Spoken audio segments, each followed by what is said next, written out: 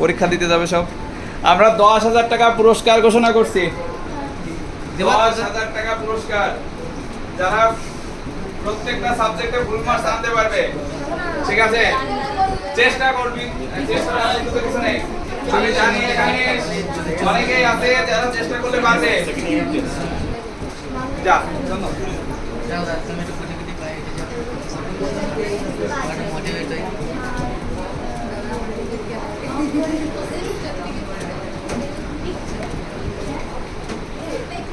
কেমন তোদের এবার প্রস্তুতি কেমন? হ্যালো, কথা বলতে হবে তো। মোটামুটি সিলেবাস কমপ্লিট সব? সিলেবাস যদি কমপ্লিট নাও থাকে, কারো কোনো চ্যাপ্টার যদি কম পড়া থাকে, আপাতত ওখানেই থাক।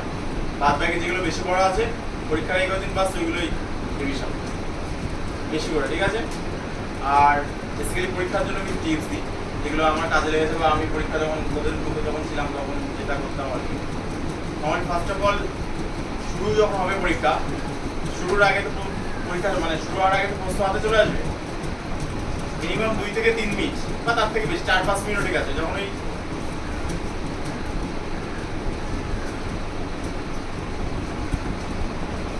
শুরুর 5 মিনিটে প্রশ্ন নিয়ে পুরো একদম পেন্সিল রাখবি একটা কাছে, পেন্সিল দিয়ে দাগিয়ে নিবি যে কোনগুলো লিখবি পরপর। লাইক অনেক অপশন থাকে না, 5টা আছে, সেখান থেকে 3টে লিখতে হবে কি 2 লিখতে হবে। ছোট ছোট করে গোল, ধর ক খ হোক আর এ বি সি হোক, এই যেগুলো নাম্বারিং মানে পয়েন্টিং আছে গোল গোল করে নিবি। যে এক দাগে 4টে কোশ্চেন আছে, আমি এখন প্রশ্নগুলো পড়লাম, আমি তার মধ্যে 5টা থেকে লিখবো হয়তো আমি এ আর ডি, ওদেরও গোল করলাম। এগুলো কি করলে কি হবে, পরে যখন তুই লেখা স্টার্ট করবি তখন তোকে আলাদা করে ভাবতে হবে না যে আবার প্রশ্নগুলো সব করতে হবে না, ঠিক আছে? তো প্রশ্ন হাতে পাওয়ার পরে এগুলো পরপর সব পয়েন্ট আউট করবি। আর সব থেকে বেটার হয় শর্টস, এখন তো প্রচুর শর্ট কোশ্চেন বেশি প্রশ্নতে, মানে টোটাল পরীক্ষাতে সব সাবজেক্টে। সো শর্ট যেগুলো আছে, লাইক তুই প্রশ্ন যখন লিখলি একবার, অনেক সময় এরকম হবে দেখবি যে 10টা শর্টস আছে পরপর, তো 7টা বা 8টা শর্টস তোর জানিস তুই, বা 6টা পেরে গেছিস, 3-4টে তুই ভাবছিস না এটা কি ক উত্তর হবে কি খ উত্তর হবে কি কিছু একটা কনফিউশন আছে। যখন মানে প্রশ্ন পরপর লিখছিস উত্তর খাতাতে, তখন কিন্তু ওইগুলো রেখে দিবি না যে আমি পরে ভাববো বা পরে কারো থেকে শুনবো, বা এই টাইপসের মাথায় অনেক কিছু আসে যে পরে লিখবো। এটা এই পরে কথাটা পরে কিন্তু কখনো আর আসবে না, এটা মাথায় রাখবি, ঠিক আছে? পরে কিন্তু কখনোই আসবে না, ওই পার্টিকুলার মোমেন্টেই ওটা উত্তর লিখে দিবি। লাইক আমার মনে হচ্ছে এটা হতে পারে, লিখলি ওটা। লেখার পরে ওই প্রশ্নে একটু বেশি গোল করে হোক বা কাটা মানে ক্রস চিহ্ন হোক, যে কোনো ভাবে একটু মার্ক করে রাখবি যে হ্যাঁ এটা নিয়ে আমার কনফিউজ আছে, পরে যদি টাইম পাই তাহলে এটা আমি লিখবো। বোঝা গেল আমার কথা? যে পরে লিখবো বা এরকম থাকলে কিন্তু লাস্টে থেকে যাবে, বুঝতে পারবি না কি থেকে আছে, বা পরে বেরোনোর পরে দেখবি মা এটা তো লেখাই হয়নি, বা এটা এটা হতে পারতো, এটা আমি ফাঁকা রেখে এসেছি। এরকম কিন্তু অনেকের হয়েছে, আমার নিজের সাথেও হয়েছে অনেক আগে, বা আমি যখন এরকম 7, 8, 9, 10 ছিলাম তখন কিন্তু আমাদের সাথে হতো। তো এগুলো কিন্তু ওভারকাম করতে হবে, এগুলো কিন্তু করা যাবে না এক প্রকার। বোঝা গেল আমার কথা? এগুলো ইম্পর্টেন্ট বিষয়। আর হ্যান্ড রাইটিং এর বিষয়ে একটা কথা বলি, যার যে হ্যান্ড রাইটিং আছে ফ্রেশ করার চেষ্টা করি। মানে অনেক সময় আমরা লেখার পরে কি হয়, কোনো একটা ভুল লিখলাম, এইভাবে কিচিমিচি করে কাটবি না, ঠিক আছে? একদমই কিচিমিচি করে কাটবি না, একটা দাগ দিয়ে সিঙ্গেল, মানে স্যারও বুঝুক যে এটা ভুল হয়েছিল, কি ভুল হয়েছে সেটা হয়তো দেখলো। এমন খাতায় তো আমরা এমন কিছু গালাগালি টাইপের আর কিছু লিখি না যে দেখলে স্যার প্রবলেম হবে, বা এমন তো কিছু লিখি না, তাই না? তো যে বানানটা ভুল হয়েছে, হয়তো এরকম হতে পারে রশ্মি কাটটাতে ডিগ্রি কাট দিয়েছিস, বা এ কাটটা ও কাট হয়ে গেছে, সামথিং এরকম মিস্টেকই আমাদের হয় নর্মালি। তো ওগুলোকে 1 টান বা 2 টান দিয়ে কাটবি, খুব বেশি কিচিমিচি করবি না, এগুলো কিন্তু বাজে দেখায়, একটা খারাপ ইমপ্রেশন তৈরি হয় স্যারের বলে যে কেমন করে দিয়েছে। আর সব থেকে ইম্পর্টেন্ট টিপ যেটা হলো, তোর এই টোটাল বলো না, প্রথমে প্রশ্ন তো মার্ক করে নিলি যে এটা লিখবো, এর মধ্যে শর্ট তো লিখলি তুই, শর্ট তো পরপর শুধু অ্যান্সার লিখতে হয়।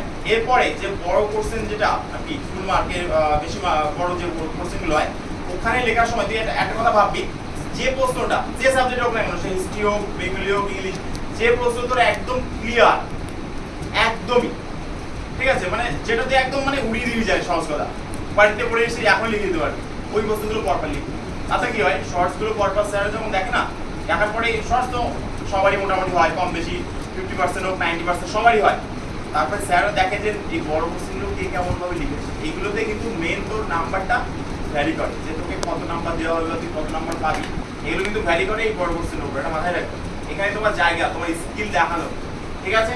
কিছু কিছু স্পেসিফিক সাবজেক্টের জন্য বলি, লাইক বাংলাতে কি হয়, আমরা যখন কোনো প্রশ্ন লিখি, লাইক রবীন্দ্রনাথ ঠাকুরের কোনো গল্প বা কবিতা থেকে কোনো প্রশ্ন এসেছে, তো সেক্ষেত্রে আমরা তখন কি করি যে নর্মালি প্রশ্নের উত্তর একদম সাদামাটাভাবে লিখি, এভাবে না।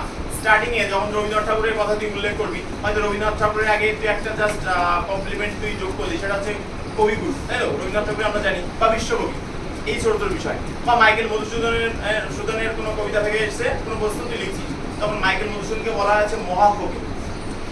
মহাকবি না, সরি ভুল বললাম, মধুকবি। ওকে, মধুকবি। তো মধুকবি মাইকেল মধুসূদন দত্ত। বোঝা গেল আমার কথা?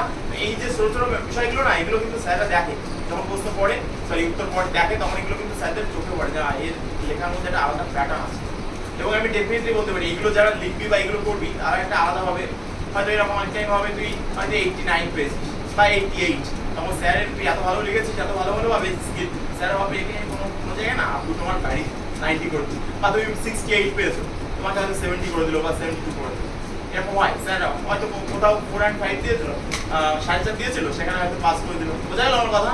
এগুলো কিন্তু আলাদা করে তোমাদেরকে ভাবতে হবে। এগুলো না লিখতে পারলে এমনি নর্মাল তো সবাই লিখবে, আর বেশিরভাগ খাতাই সব হচ্ছে সাদা মাটা টাইপের হয়, স্যাররা কিন্তু দেখতে দেখতে বোর হয়ে যায়।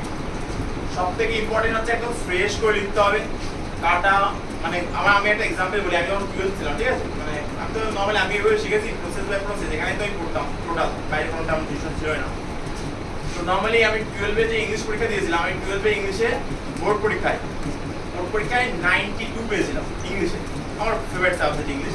এবার ব্যাপারটা হলো ইংলিশ পরীক্ষায় 12 আমি একটা সিঙ্গেল কাটাকাটি করিনি, কোথাও না, একটা সিঙ্গেল কাটাকাটিও না। মানে খাতাটা নিলে পরপর স্যার দেখবে পরপর ফাঁকা ফাঁকা করে ফ্রেশ করে লেখা পরপর, এবং প্রত্যেকটা 92 পাওয়া তোমরা জানো যথেষ্ট একটা টাফ বিষয়। আমার কাছে আমি যদি ভাবিনি, আমি ভেবেছিলাম 85 টাইপ পাবো, সামথিং 90 আপ হয়ে গেছে, দ্যাটস গুড। বাট ব্যাপারটা হলো ওটাই, ফ্রেশ খাতা ছিল, স্যার দেখে ওটা স্যার বলেছে না ঠিক আছে, এর স্ট্যান্ডার্ডটাই আলাদা। তখন কি হয়, নর্মাল তো সব ওই 40, 50, 60 পাওয়া নাম্বার স্যারের কাছে মানে ওরকম নাম্বার পাওয়া খাতাগুলো আসে, ওর মধ্যে যখনই একটা ভালো কথা পায় স্যাররা আলাদাভাবে দেখার চেষ্টা করে। বোঝা গেল? বেঙ্গলিতেও সেম। আমি মাধ্যমিকে একটা ফল করেছিলাম, মাধ্যমিকে আমি 82 পেয়েছিলাম বাংলায় অনলি। আমার বাংলায় মারাত্মক প্রিপারেশন ছিল, মারাত্মক মানে আমি ভেবেছিলাম মিনিমাম 97, 8 পাবো, এরকম প্রিপারেশন। সেখান থেকে কেউ যদি 82 পায় তার খারাপ লাগবে, স্বাভাবিক বিষয়। মারাত্মক খারাপ লেগেছিল মাধ্যমিকে। কেন করেছিলাম? কারণ আমি টাইমিংটা আমি ঠিক কমপ্লিট করতে পারিনি। লাইক আমি লাস্টে 8 মার্কের একটা প্রশ্ন টোটাল লিখতে পারিনি। আমার এখন মনে আছে সভ্য অসভ্য বলে একটা গল্প ছিল আমাদের, ওখান থেকে 8 মার্কের একটা প্রশ্ন ছিল, তো আমি লিখে আসতে পারিনি। এত খারাপ লেগেছিল, ইভেন আমি পরের দিন ইংলিশ পরীক্ষা ছিল, আমি বাড়িতে একটু পড়িনি একটা, মানে ইংলিশটা মোটামুটি আমার ভালো হয়। ইংলিশেও আমি 82 পেয়েছিলাম মাধ্যমিক। তো ইংলিশে আমার অত এক্সপেকটেশন ছিল না, কিন্তু বাংলার জন্য আমার ছিল যে আমি 95, 6, 7 পাবোই। কিন্তু আমি লিখে আসতে পারিনি 8 মার্কের। কি পাবো কি কখনোই পাবো না, স্বাভাবিক বিষয়। 82 পেয়েছিলাম। তো ব্যাপারটা আমার ওই মাথায় ছিল যে আমি যে কোনো নেক্সট বোর্ড পরীক্ষা মানে 12 আমাকে করতে হবে এটা। আমি উচ্চ মাধ্যমিকেও 90 পেয়েছিলাম, এই একটাই কারণে, কারণ টাইমিং। আমি মনে আছে আমার প্রথম বাংলা আমার 3 ঘন্টা পরীক্ষা ছিল, 3 ঘন্টা 15 মিনিটের, 15 মিনিট প্রশ্ন করতে হয়। 3 ঘন্টায় আমি সিঙ্গেল টক কারোর সাথে কোনো রকম করিনি। আমি ভেবেছিলাম যে লাস্টে 5 মিনিট যদি কোনো প্রবলেম হয়, কোনো আমাদের তো অনেক 12 ইয়ে থাকে, মানে এমসিকিউ এসকিউ, তো এগুলোর জন্য ভাবলাম যদি কোনো প্রবলেম হয়, ডাউট হয়, তাহলে ওর সাথে একটু শেয়ার করবো বা শুনবো এটা কি। তো যদিও ঠাকুরের আশীর্বাদে আমার কোনো কাগজ শুনতে লাগেনি, বাট আমি 5 মিনিট লাস্টে থেকে গেছিলাম। আমি লোককে ভাবছিলাম কেউ যদি দরকার হয় আমাকে, তাহলে আমি ঠিক আছে, I am available, you can ask me any question, এই টাইপসের। তো আমি 5 মিনিট আগে আমার পরীক্ষা শেষ হয়ে গেছিল পুরো, এবং পুরোটা লিখেছিলাম বাংলায়। মানে হার্ডলি একটা দুটো হয়তো কাটাকাটি হতে আমার মনে নেই অতটা, কিন্তু ইংলিশে যে একটা হয় এটা আমার এখন মনে আছে। বাংলায় হয়তো একটা বা দুটো হতে পারে। ফাঁকা ফাঁকা করে পুরো উত্তরটাই লেখা, এবং যে আমি যেগুলো বললাম না একটু আগে, যেগুলো করতে হবে আমি সবগুলো অ্যাপ্লাই করেছি। এটা শুধুমাত্র তোমাদের এই নেক্সট মাধ্যমিক বা নেক্সট 8, 9 পরীক্ষার জন্য না, এটা তোমাদের হোল লাইফে যত পরীক্ষা, সব পরীক্ষার জন্য এটা কাজে লাগবে। আমি স্টিল না, এটা আমার কলেজেও কাজে লেগেছে, ঠিক আছে? তো ব্যাপারটাই, তোমাকে টাইমিং বুঝতে হবে, তোমাকে ফ্রেশ করে লিখতে হবে, কাটাকাটি করা যাবে না, তোমাকে প্রপারলি উত্তর দিতে হবে। অনেক সময় আমরা দেখি আরেকটা বিষয়, এখন মার্ক, প্রশ্নের যত মার্ক সেই হিসাবে তুমি অ্যান্সারগুলো দেবে, ঠিক আছে? অনেক সময় আমরা দেখি যে আমরা 2 মার্কের যে কোশ্চেন, সেখানে আমরা হয়তো হাফ পেজের বেশি লিখে ফেলছি। দরকার নেই, তোমাদের অলরেডি প্যাটার্ন শেখানো আছে, কোনটা কত মার্কে কত উত্তর দিতে হবে। দেখা যাচ্ছে ওটা একটু বড় লিখতে, যে তুমি একটা 5 মার্কের কোশ্চেন 1 পেজ হওয়াতে পারলে না, তখন তো প্রবলেম, তাই না? পার্টিকুলার কিছু জায়গা বলি, তোমাকে কিছু জায়গার জন্য, যেমন কোনো রচনা বা এগুলো যে টপিক যেগুলো বেশি লিখতে হয়, এগুলো অলওয়েজ একটু লাস্টের দিকে লেখার চেষ্টা করবে, এবং আগের থেকে টাইম সেট করে নেবে। সহজ কথা, টাইম। বাংলায় আমি যেটা করেছিলাম, একটু ছোট একটা কথা বলি তোমাদের, মানে এরকম তোমাদের তো ইন্ডিভিজুয়াল সাবজেক্ট হিসেবে এটা তোমাদের করতে হবে, এটা আমি যেটা বলবো সেটা হবে না। যেমন আমি কি করেছিলাম, সেটা হচ্ছে আমি টোটাল টাইম হিসাব করে নিয়েছিলাম, কারণ আমার কাছে সব মাথায় আগে প্যাটার্ন সেট থাকতো যে আমি প্রথম আধা ঘন্টার মধ্যে আমি দেখা যাচ্ছে 30টা শট আছে, আমি 30 মিনিটে 30টা শট লিখবই। পরে দেখা যাচ্ছে 2 মার্কের কোশ্চেন আছে, 2 মার্কে আমি মাত্র 5 মিনিট করে দেবো। 5টা কোশ্চেন আছে, তাহলে 5টা 25 মিনিটের মধ্যে আমি সেটি করবো। এবার মাথায় ক্যালকুলেট হয়ে গেছে 3 ঘন্টা, দেখা যাচ্ছে 1টার সময় পরীক্ষা শুরু হলো, তো 1টা থেকে তাহলে 1:30-এর মধ্যে আমি শর্ট শেষ দেখলাম 29 বাজে, হ্যাঁ ঠিক আছে তাহলে টাইম আছে। পরে সাথে সাথে শুরু করলাম, পরে প্রশ্নগুলো 25 মিনিটের মধ্যে করতে হবে। তো তারপরে দেখলাম যে 1:55 বেজে গেছে, তার তখন হয়নি, তখন আমি মানে স্পিডে লেখা শুরু করলাম। এইভাবে তোমাকে নিজেকে মেনটেন করতে, মানে পরীক্ষা দিচ্ছ মানে তোমার ভেতর থেকে উজাড় করে দিতে হবে।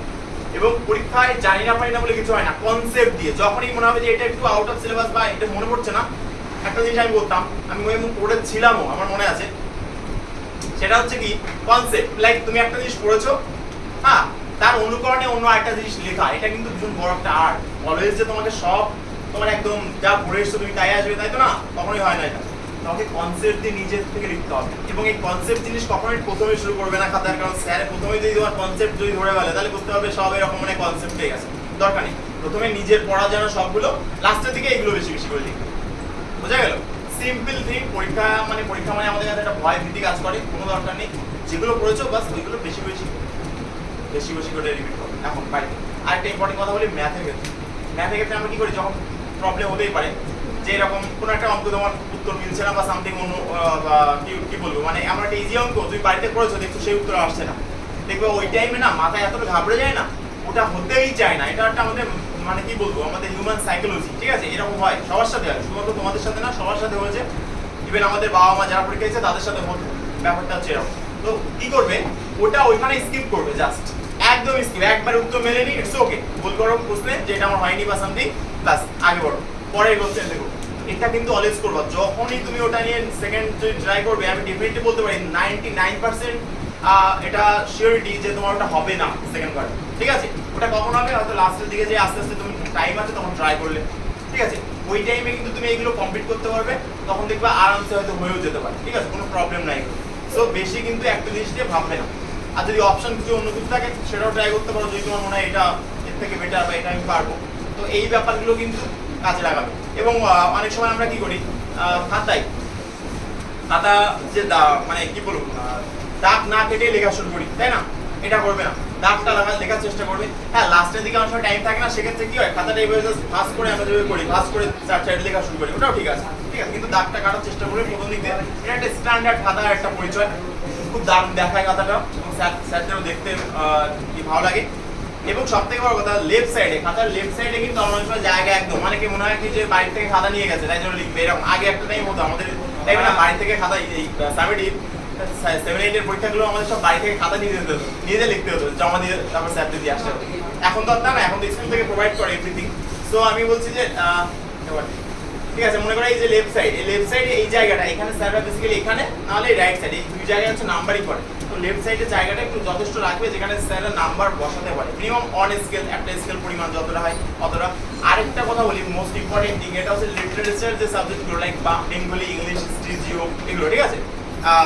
এই সাবজেক্টগুলোতে না, এই যে 1 নং প্রশ্নের উত্তর, 2 নং প্রশ্নের উত্তর লিখে তারপরে একবারে যে পাশে এক দাগ দিয়ে উত্তর পাওয়া এরকম না, উপরে লিখলে 1 নং, মনে করো 1 এর ক, তাহলে 1 দিয়ে তারপরে ক নং, 1 দিলে তারপরে ব্র্যাকেটের মধ্যে ক নং প্রশ্নের উত্তর দিয়ে নিচে একটু ঢেউ খেলিয়ে, বা কেউ একদম লম্বা প্লেন, যদি কারোর হাত থেকে একদম সোজা হয় তাহলে সে লম্বা স্কেল ধরে একটা দাগ দিয়ে। বোঝা গেল আমার কথা? এগুলো কিন্তু একটা ভালো খাতার বৈশিষ্ট্য। ইংলিশে কি করবে, ইংলিশে তো বাংলা লেখা যায় না, ঠিক আছে? Answer to the question number 1, ঠিক আছে? Answer to the question QS দিতে পারো বা কিউএসটিআইওএন দিতে পারো, পুরোটাও লিখতে পারো, ডাজন্ট ম্যাটার তুমি কতটা কি লিখছো। কিন্তু এগুলো হচ্ছে তোমার, আমি বলে সহজ কথা, এই যেগুলো টিপগুলো বললাম এগুলো একটা এক্সট্রা অর্ডিনারি স্টুডেন্টের বৈশিষ্ট্য, যারা অনেক বেশি বেশি নাম্বার পাবে বা যারা মোটামুটি নিজেকে ভালোভাবে স্যারদের কাছে পাবলিশ করার চেষ্টা করবে বা মোটামুটি ভালো নাম্বার যারা ক্যারি করার চেষ্টা করবে, তারা কিন্তু এইভাবে লেখে। বোঝা গেল আমার কথা? তো এইগুলো মোটামুটি ছোট ছোট জিনিস, এগুলো মাথায় রেখো, ভুলে গেলে পরের বার নেক্সট টাইম আবার বলবো, নো প্রবলেম, ঠিক আছে? আর ভালোভাবে পরীক্ষা দাও, all the best.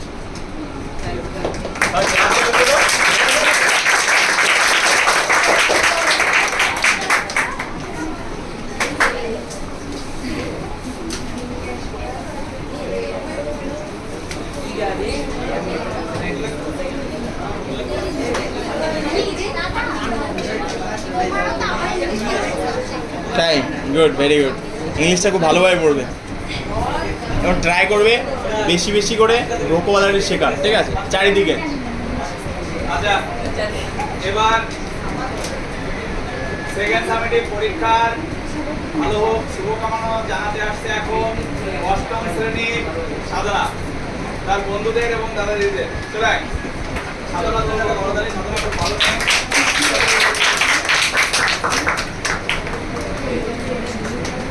Discipline first. সাধনা সবচেয়ে বড় কথা, পড়াশোনায় যতটা ভালো তার থেকে বড় কথা হচ্ছে ও প্রচুর পরিমাণে দাদার অভিনয়, ঠিক আছে? শুধু আমি না, আদার্স প্রত্যেকটা টিচারই কিন্তু রীতিমতো ভীষণ ভালোবাসে এবং আমরা চাই যে এই যে ক্লাস 8-এর যে ব্যাচটা গড়ে উঠছে পরবর্তীতে আমাদের বিদ্যা মন্দিরের মুখ যারা আরো উজ্জ্বল করবে তার মধ্যে সাধনা একজন।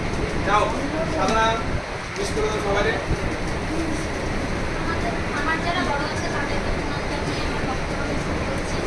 আমি যে কোচিংয়ে পড়ি, সরকারি কোচিং কোচিং, আমার যারা ছোট আছে, যারা আমার ভাই বোন, তাদেরকে আমার ভালোবাসা। আমি চাই আমার জীবনে সফলতা আর মা বাবার যে কষ্ট, তারা যে আমার জন্য যেভাবে মানে আমাকে বড় করার জন্য যে তারা এত কষ্ট করে, তার কষ্টের দ্বারা আর তারা যেভাবে আমাদের মানে কী বলবো একটু যে টাইম এটা কর ওটা কর, মানে আমার ভালো কীভাবে হবে সেটা দাদার, আমার দায়িত্ব আমার না, দাদার দায়িত্ব। মানে আমি কীভাবে বড় হবো সেটা দাদার। এবার আমি চাই সবার ভালো হোক, আর কী বলবো, সবার পরীক্ষা সবাই ভালোভাবে দাও, আর সবার জন্য শুভকামনা রইল।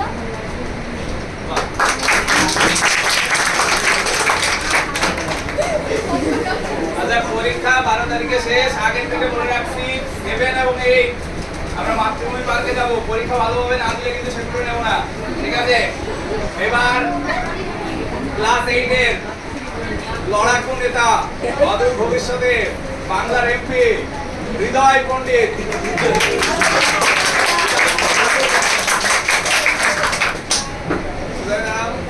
বন্ধুদের উইশ করে দাও। দিদি এবং দাদা এবং ভাই বোন এবং আমার ক্লাসমেট সবাইকে নমস্কার জানাই। এবং আমি বলতে চাই যে দাদা যেভাবে আমাদের পিছনে কষ্ট করে এবং মা বাবারও তো করে, তাই এই কারণে সবাই ভালোভাবে পরীক্ষাটা দিও। সবাইকে শুভকামনা।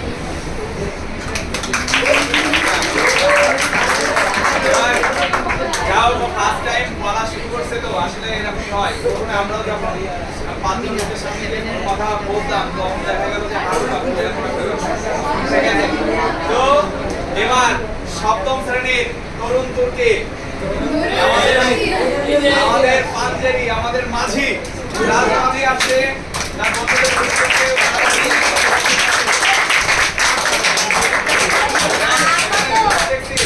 হ্যাঁ পরীক্ষা ভালো হয়ে দিবি।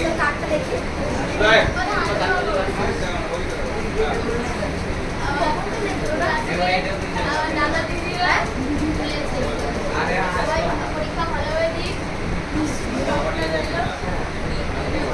কাছে প্রণাম করি, সবার ভালো পরীক্ষা হোক, শুভকামনা। আমার মুখ উজ্জ্বল করো, ভালোভাবে পরীক্ষা দাও,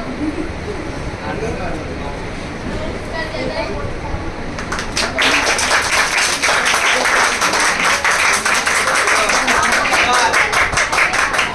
ক্লাস 10 থেকে সবচেয়ে বেশি অসুস্থ যে থাকে, যারে নিয়ে আমরা মাঝে মাঝে সমস্যায় পড়ে যাই যে আর মনে হয় এই নিভে গেল, সাহেলি সবাই অনুষ্ঠান দিতে যায়। সাহেলি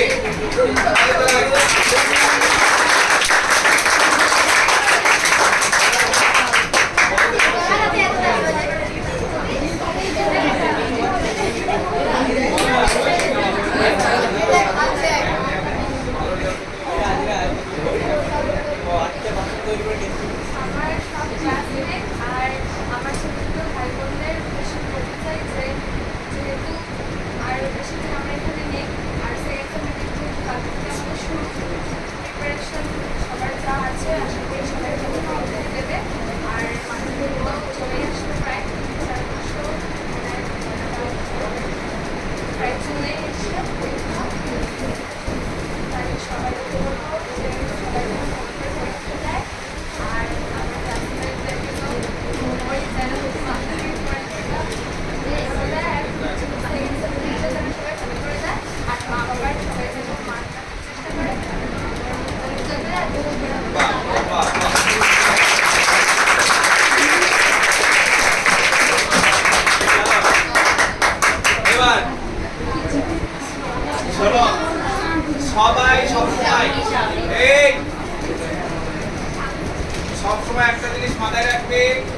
যে যারা আমি অনেক মেধাবী দেখেছি যারা চুরি কিন্তু করতে পারেনি, কিন্তু আমি কিন্তু কোনো পরিশ্রমীকে হাসতে দেখিনি।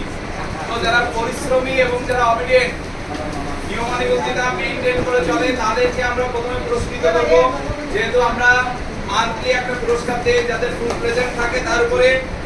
তো ক্লাস 7 থেকে এবার কারো ফুল প্রেজেন্ট নেই 6 7 এর, তো তার জন্য 6 7 কিছুই পাচ্ছে না।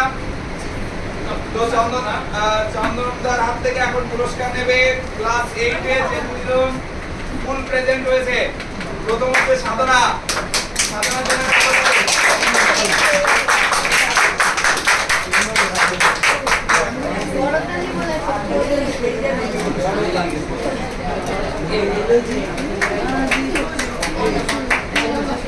এই একটু ছবি তুলে দে।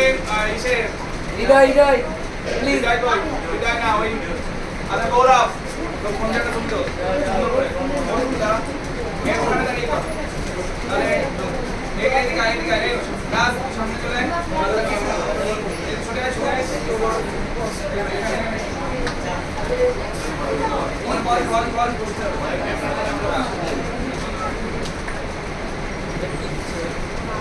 সুন্দর করে যাতে ছবিটা ওকে মানে বের করে দিতে পারি।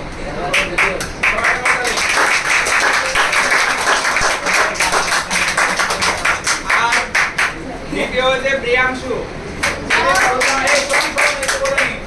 এর মধ্যে প্রিয়াংশু দুদিন জ্বর হয়েছে, বাড়ি থেকে ওর মা বলেছে পড়তে যাওয়া লাগবে না, তারপরেও ওই ঝড় বৃষ্টির মধ্যেও পড়তে চলে এসছে। এমন একটা দিন, এর আগে আমি তোদের এর আগে বলেছি এনআরসি আমার একটা স্টুডেন্ট রয়েছে তার নাম সরাজ, ঠিক আছে, হাঁটু পর্যন্ত জল নিয়ে পড়তে চলে আসতো, একটা দিনও তার কোনোদিন আসতে ছিল না। ক্লাসে মনে কর কেউ আসেনি, অন্য ক্লাসের সাথে ওই কর্নারে বসে যে কোনো কাজ দিয়েছে 2 ঘন্টা 2.5 ঘন্টা 3 ঘন্টা 4 ঘন্টা বসে রিহার্সাল করছে। আমার মনে নেই, আমার এই ব্যাচ বেরিয়ে গেছে, ওই কর্নারে বসে লিখতে আসে, আমার স্নান ফেরানো হয়ে গেছে, খাওয়া হয়ে গেছে, একটা ঘুম হয়ে গেছে, বাইরে বেরিয়ে হঠাৎ করে আমি দেখি ওই কোনায় বসে রয়েছে। ওরে অঙ্ক করতে দিয়েছি, বলছি যেগুলো পারিস সব কর, এখন বইয়ের সব অঙ্ক পারিস, বসে বসে বসে বসে কিন্তু পুরো দমে মানে সকালবেলায় পড়তে এসে আমি আর বাড়ি যেতে বলিনি, আমার বাড়ি যাই। আর যদি কোনোদিন আমি ইনকেস রীতিমতো গাড়ি নিয়ে একটু বেরিয়েছি বা হয়তো বাজার করতে গেছি যে কোনো জায়গায়, আমারে খুঁজে আমারে না বলে কোনোদিন ওই রীতিমতো বাড়িতে মানে কোচিং থেকে বেরোবে, তারপর যাচ্ছি একটু বলবে, তারপরে এমার্জেন্সি যদি 1-2 দিন আমি এখানে না পেয়েছি আলাদা ব্যাপার, কিন্তু প্রথমে দেখবে কোন ক্লাসে আসি কোথায় আসি বলবে, জানাবে, তারপর ঠিক আছে। তো এগুলোরে বলে একটা ভালো শিষ্টাচার, ঠিক আছে। এই জিনিসটা বুঝতে হবে যে তুমি বড় হচ্ছ, বাবা মাকে বলে আসা, বাড়ি থেকে প্রণাম করে আসা, দাদুদেরকে প্রণাম করে আসা, তোমার রাস্তায় অ্যাক্সিডেন্ট হয়ে যেত, তুমি আর বাড়ি নাও ফিরতে পারো, ঠিক আছে। তাদের আশীর্বাদ থাকলে, এই যে মাঝে একটা ট্রেন দুর্ঘটনা হয়েছে নেপালে, মাত্র 13 বছর বয়সী একজন বেঁচে রয়েছে, জানিস? তার মানে যে মানি ব্যাগ পার্টস তাতে তার বাবা মা ছবি ছিল, আর কাছে ওদের মধ্যে ছোট একটা সিনেমা ভগবান আছে, সবাই মারা গেছে, 72 অল আর ডেড, অনলি 1% অ্যালাইভ। আর সে কে? যার কাছে রেখে বাবা মার আশীর্বাদ দিয়ে বেরোবো বাড়ি থেকে, মুখটামুখি দিয়ে বেরোবো না, ঠিক আছে। তুমি মুখটামুখি দিয়ে ভগবান দেখবে তো যে যে পৃথিবীতে নিয়ে আসছে তারাই এর সম্মান করে না, যাও উড়ায় দাও, এগুলো ট্রেনে মানে গাড়ি চালিয়ে গাড়ি বুঝতে পেরেছিস? এই মেন্টালিটি যেন ঠিক থাকে। আমি যেন সবসময় দেখি বাবা মা দুজন যারা রয়েছে তাদেরকে অবশ্যই শ্রদ্ধা করতে এবং ভালোবাসা করতে থাকে। তো এবার হচ্ছে প্রিয়াংশু। প্রিয়াংশু যে কথাটা বলছিলাম, প্রিয়াংশু কিন্তু ভীষণ পাঞ্চুয়াল, তো চেষ্টা করবো যে ওরও একটা ভালো রেজাল্ট যাতে হয় ভবিষ্যতে। প্রিয়াংশুর জন্য একটা ভালো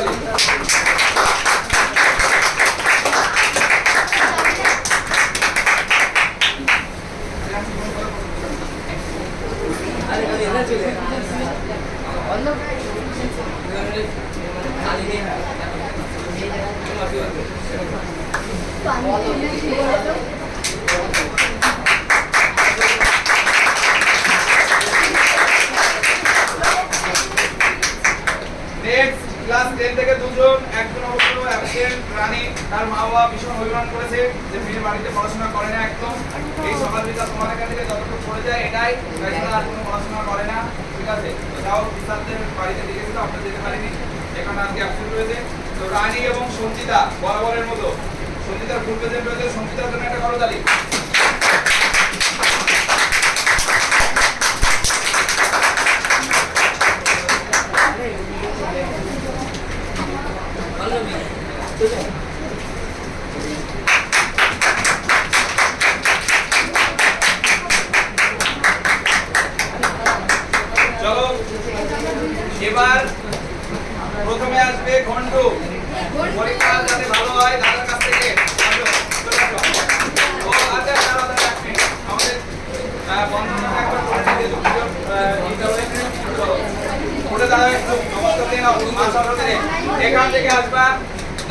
পুরস্কার নেবে এখানে প্রদান করবা আমাদের দায়িত্ব দাও, ঠিক আছে? হ্যাঁ চলো বলো উঠে দাঁড়াও, ওঠো ওঠো ওঠো ওঠো তাড়াতাড়ি।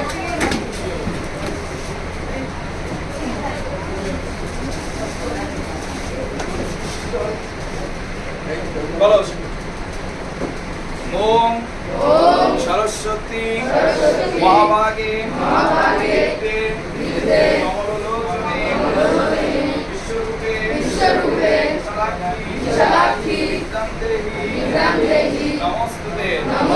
তারপর বলো ওম সরস্বতী মহাভাগে বিদ্যে নমলোচনে বিশ্বরূপে সালাক্ষী বিদ্যাং দেহি নমস্তুতে। ওম সরস্বতী মহাভাগে বিদ্যে নমলোচনে বিশ্বরূপে সালাক্ষী বিদ্যাং দেহি নমস্তুতে।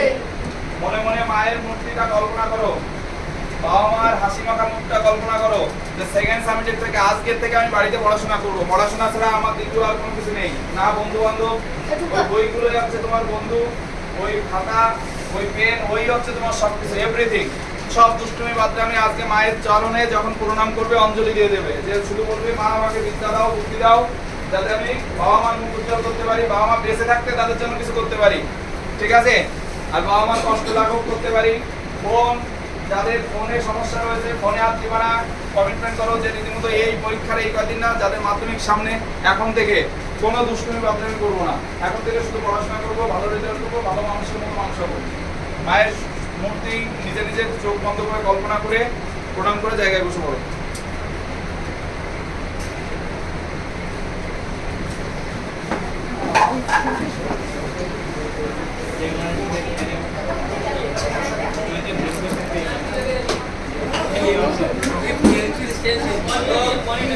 আচ্ছা শোনো, সবাই রীতিমতো বাবা মার ছবি কাছে রাখবে, ঠিক আছে? সে পার্সে রাখো আর যেখানেই রাখো। আর এখানে মায়ের একটা ছবি দেওয়া রয়েছে মা সরস্বতীর, এটা রীতিমতো সবসময় যেন থাকে।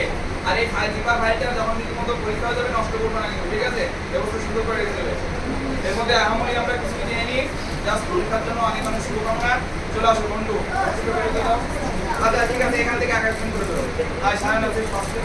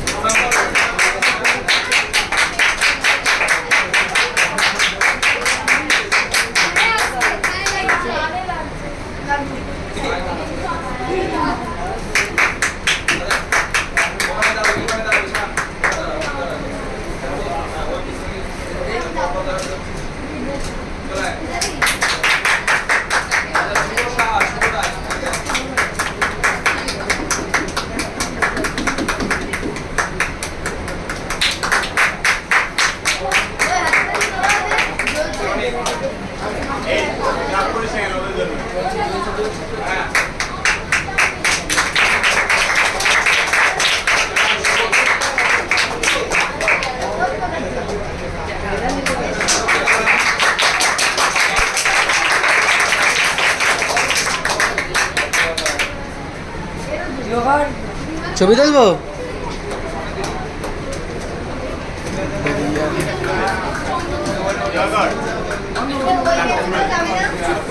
খুলে দেবো?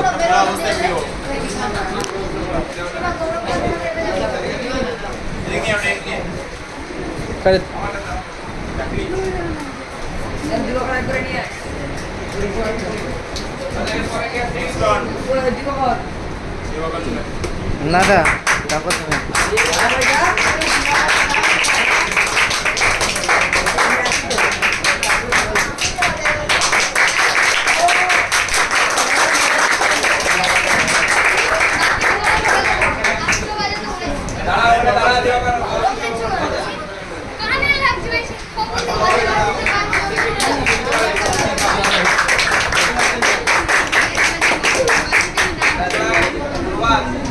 ওই গীতা ওইখানে যা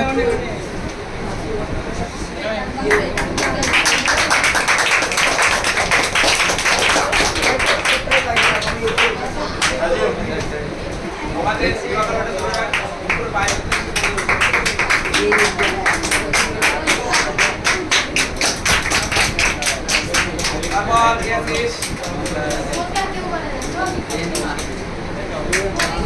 ভাই লাইক সামনে লাইক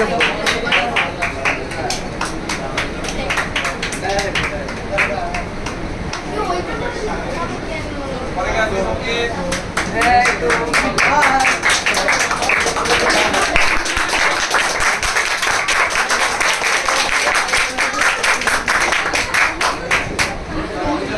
মেয়েরা শাওল সামনে চলে আয়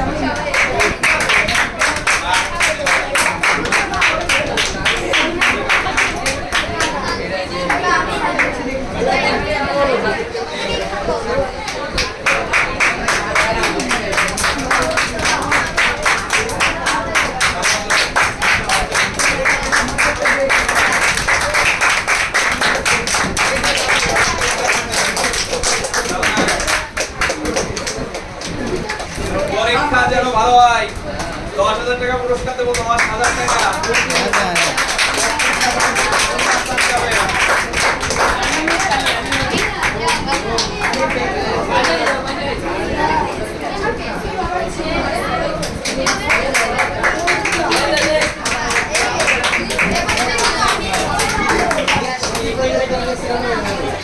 আয় তারপরে গেছিস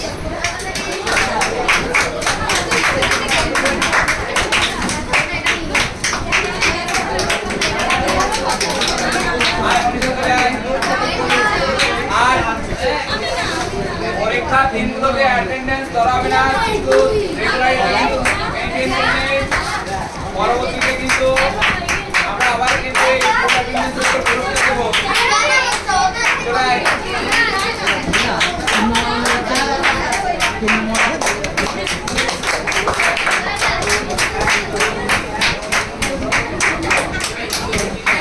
পরীক্ষা ভালো যায় কিন্তু সুন্দর করে মার্কটা আমি প্রেস করে লিখছি দেখতে পেয়েছি বাবা কিন্তু লাইক করে চলতে পরীক্ষা রেজাল্ট দেখে দিক থেকে বলেছে সব সাবজেক্টে 1 মার্ক আসলে 10,000 টাকা পুরস্কার শঙ্কর কাকা ফোন করিস ওদা দা শৈলীর বাবা কলিং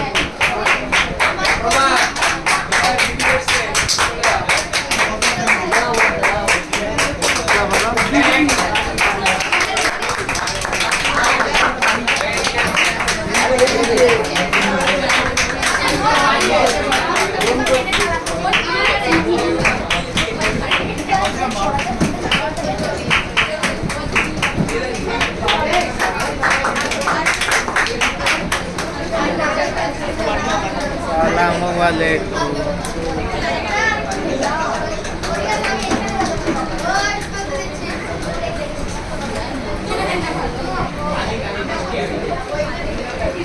ओ गटिया उचियार क्या है शंकर काका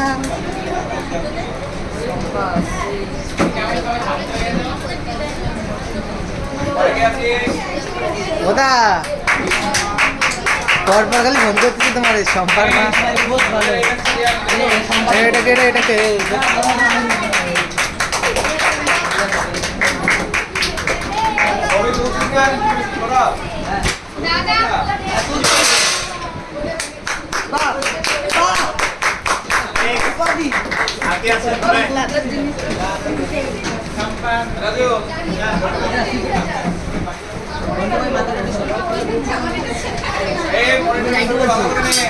ভবিষ্যতের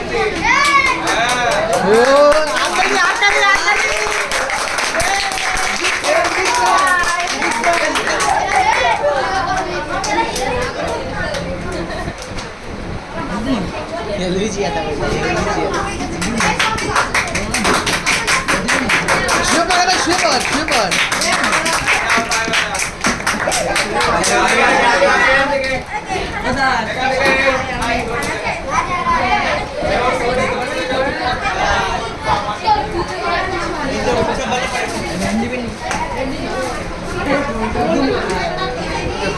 ফোকাসটা কিরম দিচ্ছে মাত্র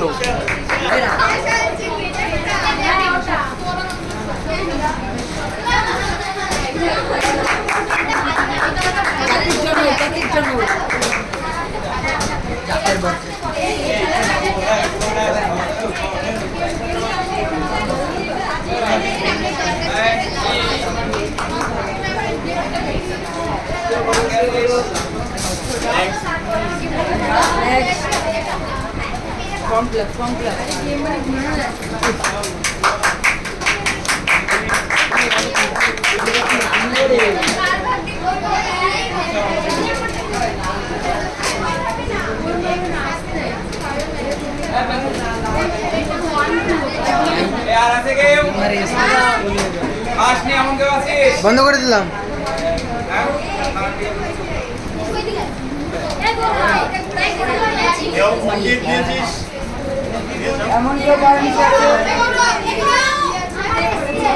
তাহলে সবাই ভালো থাক, সুন্দর থাক, সুস্থ থাক, আর পরীক্ষাটা ভীষণ ভালোভাবে দে। পরীক্ষার পর গ্রুপ ছবি চল তাহলে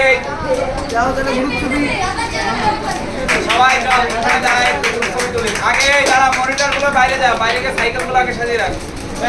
সাইকেল গুলো সোজা কাজে ওরা ওরা মনিটর বন্ধ করে দিলাম